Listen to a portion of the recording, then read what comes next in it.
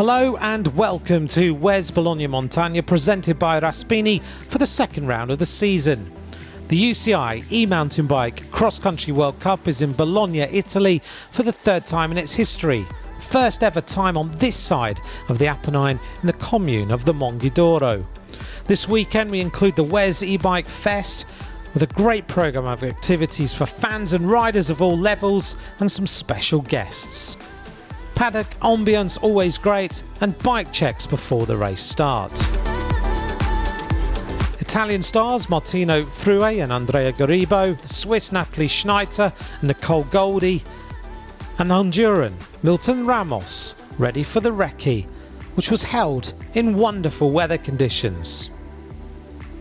Amazing scenery, great weather. Let's take a look then at the track layout for race number 1.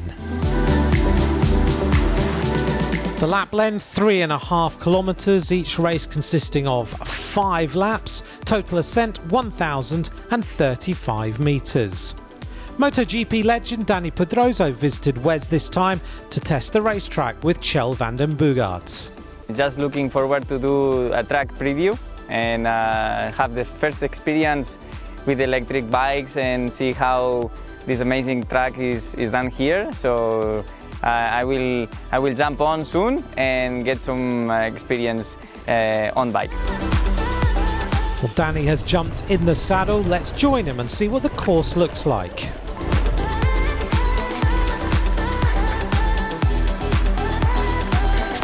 Joder, demasiada potencia. A lot of power. A MotoGP legend impressed with the power. The track will be raced anti-clockwise on day 1 and clockwise on day 2. And the finish line. There is the finish line. We'll have the same start loop and the same start and finish each day. Sunshine for the morning's qualification race. Once we got underway, we saw the prompt comeback of Théo Charme, who was injured in the previous round at WES Monaco. But the best lap time was set by Jérôme Gillot of Lapierre and Nicole Goldie of Trek. The reigning world champions awarded pole position, powered by Raspini. Italian champion Anna Oberparleiter talking with Swiss champion Natalie Schneider. Let's take a look then at the starting grid top 10. It's Gillot in pole position, Italian champ Frue, and another Italian, Garibo, in third place. All smiles from Sophia Wiedenroth. For Garibo was on the podium at WES Bologna last year. And the weather drastically changing for this race. A very, very fast start.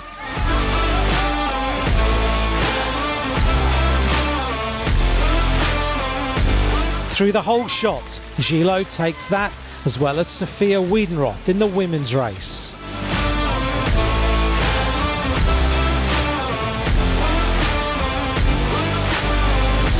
A very fast Gillot, followed by, just behind him, Garibo, Reef and Frue.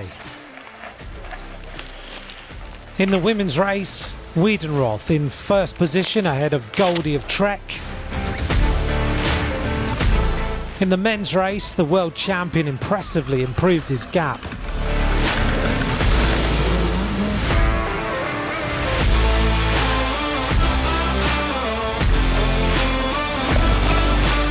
The German from Specialized maintained the lead for 4 laps out of 5.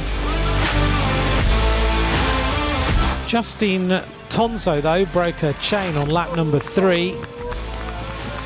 Gillot crossed the finish line in first place. Reef grabbed second place thanks to Garibo's technical problems on lap 4.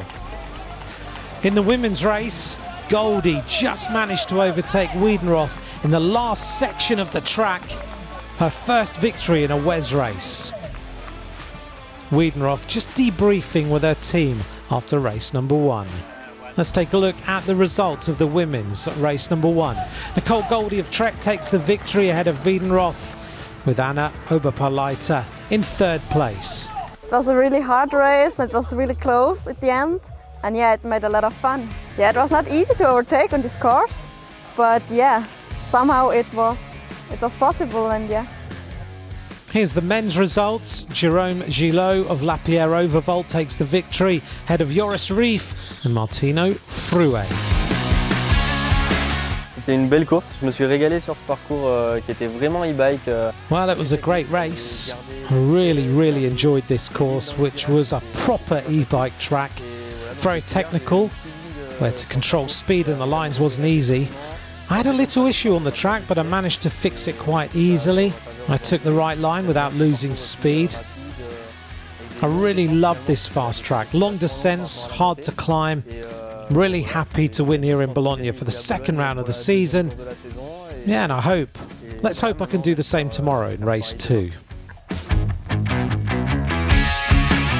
Here's the women's podium for race number 1. Nicole Goldie up there on the top step. And as always, it's time for the bubbles. Here's the women's standings. It's looking tight, isn't it? Look at that. 1 point, stepping down all the way down to 4th place. Here's the men's podium of race 1. Gillot in his leader's jersey, with Rief of Bergstrom and Fruet in 3rd. They all reported that the track was absolutely superb today. Celebration as always. Here's the men's standings. Jérôme Gillot leads. That's quite a gap to 2nd place. 40 points to 2nd place, Hugo Pajon. Let's take a look then at race number 2. Same track as yesterday, but ridden this time in a clockwise direction, 3.5 kilometers in length. But completely different conditions on day number 2. A never-ending rainstorm during the night, mist in the morning, and a track covered in mud, forcing the riders to maybe make a different tyre choice. But that really didn't fix it. Consistent performance by Rob Meusen of Specialized, and a good debut for Ania Bocchini of Focarini. Really tough conditions for the riders, pushing hard to get a good spot on the grid. But Gillot again setting the fastest time, and Sunday's pole position powered by Raspini awarded to Jérôme Gillot and Sophia Wiedenroth. Let's take a look then at the top 10 starting grid. Jérôme Gillot at the top, but look at that by Wiedenroth in 7th place. The specialist and pole setter Jérôme Gillot having to race with sore ribs due to an accident in qualification.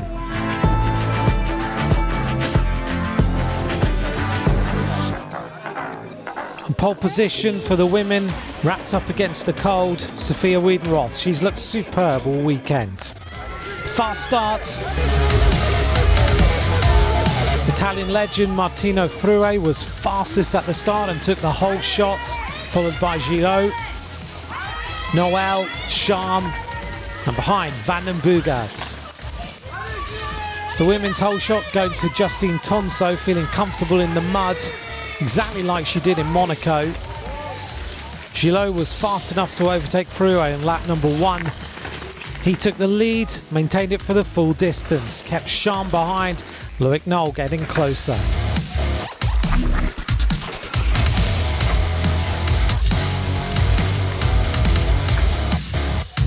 Tonso managed to maintain the lead in the women's race, did it throughout the entire race and took the victory.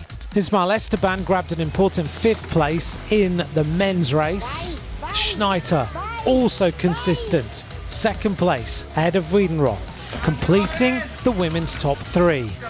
But an unstoppable Gillot took the race win and a double at the weekend. Let's take a look then at the women's results. Justine Tonso takes the win ahead of Natalie Schneider, with Wiedenroth in 3rd place. The qualification was good. I felt great, and this afternoon was a hell of a race. The condition was again very hard and full of mud, and it's funny because I'm from the south of France, and it seems that I like very much the bad weather and bad conditions. But I'm happy, and it's a little revenge for my broken chain from yesterday, so I'm very happy. A very happy Justine Tonso. Here's the men's results. Again, Jérôme Gillot right up there at the top of the leaderboard. He takes the win. Ce matin, les qualifs, j'étais bien parti, j'ai fait une bonne montée. Well, I started well in the morning's qualification race. I did well on the climb. Then in the descent, I don't know what happened. I had both my feet off the pedals. I hit the saddle and I think I did something to my ribs, not sure. I didn't check with an X-ray. It really hurts when I breathe. But on the other hand, I managed to stay on the bike for the entire race, putting not a foot on the ground, which helped. The other riders slipped and I managed to overtake them. So I set my pace, checking the time each lap to avoid going too fast and making any further mistakes.